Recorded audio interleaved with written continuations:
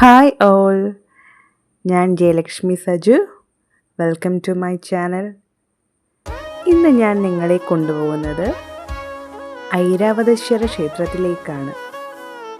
തമിഴ്നാട്ടിലെ കുംഭകോണത്തിന് സമീപം ധാരാസുരം എന്ന സ്ഥലത്താണ് ഈ ക്ഷേത്രം സ്ഥിതി ചെയ്യുന്നത്. ഇവിടുത്തെ പ്രധാന പ്രതിഷ്ഠ മഹാദേവനാണ്. ഇവിടെ ഭഗവാൻ ഐരാവതേശ്വരൻ എന്നറിയപ്പെടുന്നു.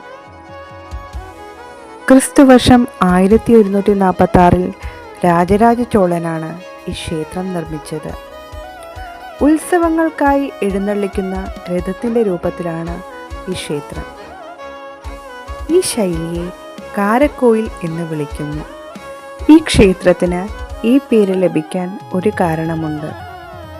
പണ്ട് ദുർവാസാവ് മഹർഷി ദേവേന്ദ്രന് ഒരു ദിവ്യമായ പുഷ്പഹാരം സമ്മാനിച്ചു. ഇന്ദ്രൻ തൻ്റെ വാഹനമായ ഐരാവതത്തിൻ്റെ മസ്തകത്തിൽ അതണിയിച്ചു. ആ ഹാരത്തിൻ്റെ സുഗന്ധം കാരണം വണ്ടുകളും തേനീച്ചകളും പറന്നെത്തി. ഇവയുടെ ശല്യം സഹിക്കവയ്യാതെ ഐരാവതം ആ മാല തുമ്പിക്കൈ കൊണ്ട് വലിച്ചെടുത്തു നിലത്തിട്ട് ചവിട്ടിയരിച്ചു.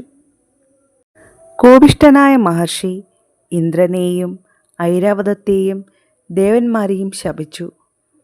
ഐരാവതത്തിന് വെളുത്ത നിറം നഷ്ടമായി. ഭൂമിയിൽ കാട്ടാനയായി അലയേണ്ടി വന്നു. അങ്ങനെ ഐരാവതം ഇവിടെയുള്ള ഒരു തീർത്ഥക്കുളത്തിൽ സ്നാനം ചെയ്തു മഹാദേവനെ തപസ് ചെയ്തു. ഭഗവാൻ പ്രത്യക്ഷപ്പെട്ടു ഐരാവതത്തിന് ശാപമോക്ഷം നൽകി.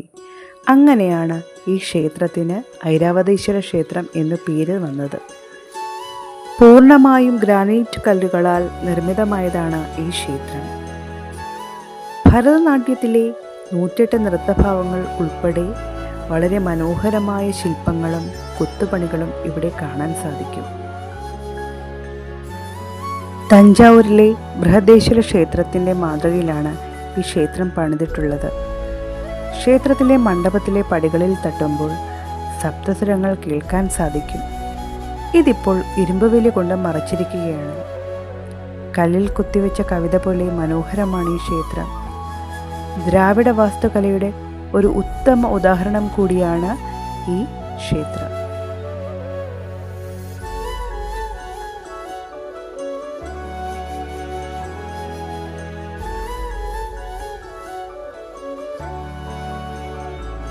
പിന്നീട് ഞങ്ങൾ പോയത് ക്ഷേത്രത്തിനടുത്തുള്ള ഒരു നെയ്ത്തുശാലയിലാണ്. ഇവിടെ ഓരോ വീടുകൾ കേന്ദ്രീകരിച്ചാണ് നെയ്ത്തുശാലകൾ. ആദ്യമായിട്ടാണ് തറിയിൽ നെയ്യുന്നത് ഞാൻ കാണുന്നത്. എനിക്ക് തമിഴ് അറിയാത്തതിനാൽ നാത്തൂനും ചേട്ടനുമാണ് കാര്യങ്ങൾ ചോദിച്ച് മനസ്സിലാക്കുന്നത്. നല്ല ക്വാളിറ്റിയുള്ള സാരിയാണ് കേട്ടോ ഇവിടെയുള്ളത്. ഇദ്ദേഹം ഞങ്ങളോട് കൈത്തറി നേരിടുന്ന പ്രശ്നങ്ങളെക്കുറിച്ചൊക്കെ പറയുകയാണ്. ഇദ്ദേഹം പറയുന്നത് ഓരോ സാരികളും 2 ആഴ്ചയോ അതിൽ കൂടുതലോ സമയമെടുത്ത് നെയ്തെടുക്കുന്നു എന്നാണ്. അതുകൊണ്ടാണ് കൈത്തറിക്ക് ഇത്രയും വില. എന്തായാലും വളരെ നല്ല ക്വാളിറ്റിയുള്ള സാരികളാണ് ഇവിടെ ഉള്ളത് കേട്ടോ.